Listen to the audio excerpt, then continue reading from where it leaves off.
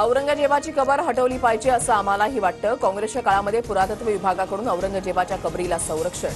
कबर संरक्षित असल्यानं काही गोष्टी कायद्यानं कराव्या लागतात. मुख्यमंत्री फडणवीसांचं वक्तव्य.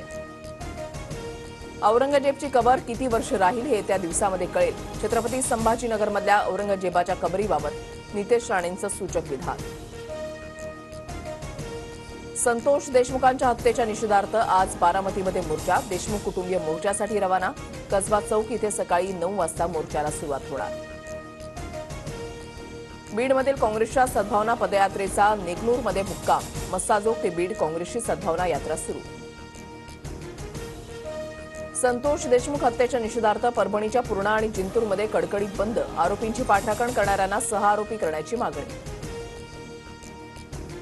पुणे अश्लील कृत्य प्रकरणातील आरोपीला गौरव आहुजाची ससूनमध्ये वैद्यकीय चाचणी होणार. गौरवसह मित्र भाग्येश ओसवालला आज कोर्टामध्ये हजर केलं जाणार. गौरव आहुजाच्या मेडिकल रिपोर्टमध्ये अल्कोहोलचं प्रमाण. कराडमध्ये केलेल्या मेडिकल रिपोर्टमध्ये अल्कोहोलचं प्रमाण असल्याचं समोर. सूत्रांची माहिती. रेशन लाभार्थ्यांना ई-केवायसी करणं अत्यंत महत्त्वाचं. केवायसी न केल्यास 15 मार्चनंतर रेशन बंद होणार.